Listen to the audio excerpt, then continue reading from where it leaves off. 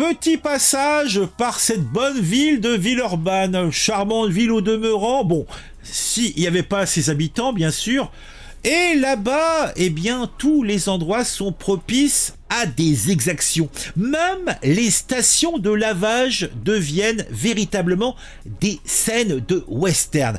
Je vous invite à imaginer une victime, la pauvre victime du jour, qui est tranquillement installée dans sa voiture. Peut-être pense-t-elle à sa petite amie, peut-être regarde-t-elle les réseaux sociaux sur son portable, en fait qu'importe. En tout cas, elle pense clairement à sa prochaine vidange ou au dernier épisode de sa série préférée. Et puis soudain, t'as deux cow-boys des temps modernes qui débarquent. Ils sont armés jusqu'aux dents. L'un sort un pistolet de sa poche, l'autre son couteau. Et c'est parti pour un rodéo urbain, et ben comme à la belle époque du Far West. Notre homme, qui était tranquillement installé, est bien sûr pris au dépourvu. Il n'a même pas le temps de dire ouf qu'il se retrouve avec 2 balles dans les jambes et le visage tailladé à coups de couteau. Heureusement pour lui, les agresseurs n'étaient pas des tireurs d'élite, sinon il aurait pu finir en passoire, mais bon. Quand on veut donner un avertissement, autant le faire avec panache, puisque ce n'était qu'un avertissement. Hein. Coup de couteau dans le visage, balle dans le corps, tranquille. Et voilà nos 2 lascars prenant la fuite, non pas en voiture, pas à pied, non, ils prennent la fuite en trottinette, mon Dieu.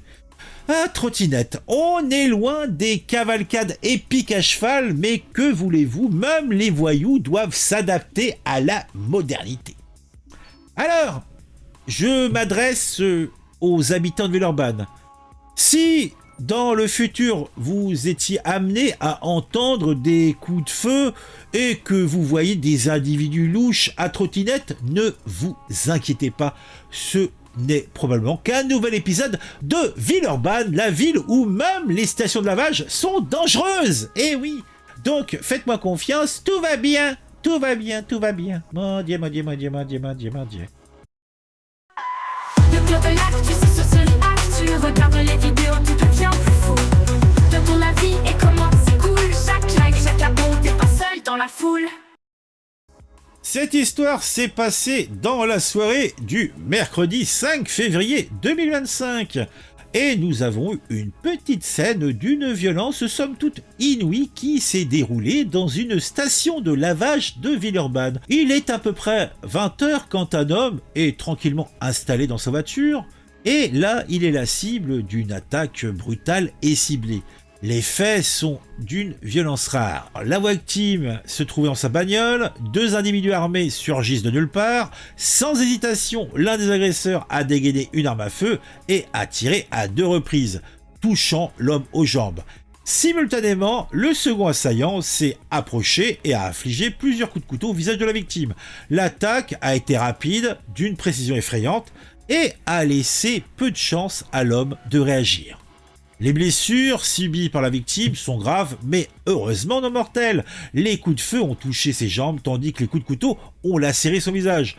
Transporté d'urgence à l'hôpital, l'homme a été pris en charge par les équipes médicales qui ont stabilisé son état. Les jours suivants seront cruciaux pour évaluer l'étendue des séquelles. Selon les premiers éléments de l'enquête, cette agression pourrait s'apparenter à un avertissement ciblé. Les agresseurs qui ont pris la fuite à trottinette après leur forfait semblaient connaître leur cible et avaient prémédité leur attaque. Les enquêteurs explorent actuellement plusieurs pistes, dont un possible lien avec un point de deal situé à proximité. Cependant, encore aucune preuve tangible n'a été trouvée pour étayer cette hypothèse. Une nouvelle agression sauvage donc à Villeurbanne. Tout cela soulève encore et toujours les mêmes questions de sécurité dans nos villes. Que fait la police? Que fait notre justice? Eh ben, je vous le demande. En tout cas, moi, je ne sais pas, j'ai pas l'impression qu'il faut de grand chose.